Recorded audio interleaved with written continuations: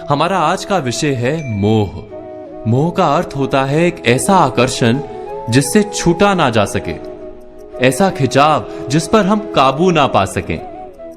यही होता है ना मोह। विवश होकर हम खींचे चले जाते हैं।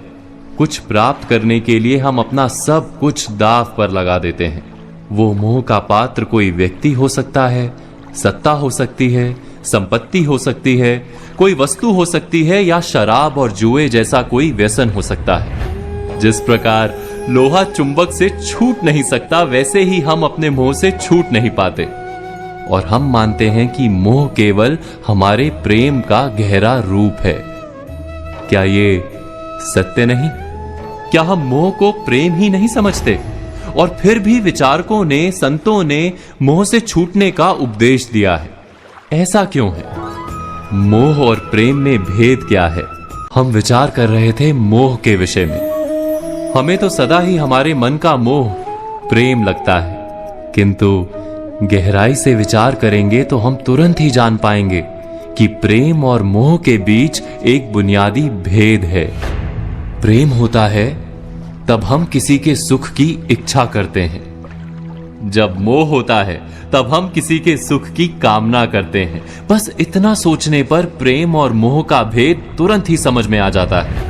किसी व्यक्ति के प्रति जब हमारे मन में प्रेम होता है तब हम उसे सुख देने का प्रयास करते हैं। उसके प्रति मोह होता है तब हम उसके माध्यम से स्वयं सुख प्राप्त करने का प्रयत्न करते हैं। क्या ये सत्य नहीं?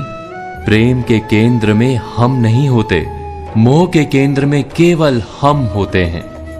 ये तो व्यक्ति की बात हुई, किंतु किसी वस्तु के प्रति प्रेम और मोह में क्या ऐसा ही भेद होता है? विचार कीजिए। यदि हमें सत्ता और पद के लिए प्रेम है तो हम क्या करेंगे? स्वयं अपने आप को उस सत्ता या पद के लिए योग्य बनाएंगे। किंतु यदि मोह है तो हम उसे प्राप्त करने के लिए किसी भी प्रकार का अनुचित कार्य करने को तैयार हो जाएंगे। संपत्ति के लिए प्रेम है तो हम मेहनत करेंगे, यदि मोह है तो चोरी करेंगे। क्या ये सत्य नहीं? हम विचार कर रहे थे मोह के विषय में। जिस वस्तु या व्यक्ति के लिए हमें मोह होता है, हमारे सारे सुख का आधार हम उसे ही मान लेते हैं। जब वो प्राप्त नहीं होता तो हमारे मन में विक्षिप्तता प्रवेश करती है, जुनून पैदा हो जाता है। रात दिन हम उस व्यक्ति या वस्तु को प्राप्त करने के बारे में सोचते हैं। उसे प्राप्त करने के लिए उचित अनुचित का विचार नहीं करते। यही कारण है कि मोह से भरा व्यक्ति स्वयं को और समाज को हानि पहुंचाता है। तो क्या इस मोह से बचना इतना कठिन है? नहीं, मोह से छूटने का सरल सा उपाय है। मोह को प्रेम में परिवर्तित कर दें। अर्थात बस इतना जान लें कि हमारा सुख और दुख किसी व्यक्ति या वस्तु के कारण नहीं हो सकता। सुख और दुख ये तो हमारे अंतर का व्यापार है, हमारी आत्मा का स्वभाव है। जैसे ही हम किसी को अपने सुख का आधार मानना बंद करते हैं, क्या तुरंत ही हमारा पागलपन नहीं छूट जाता?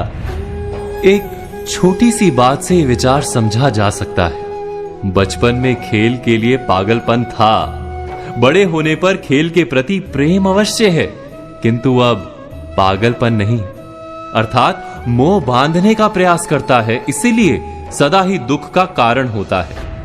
प्रेम मुक्ति देता है, इसीलिए सदा ही सुख का आधार बनता है। इस पर विचार अवश्य कीजिएगा।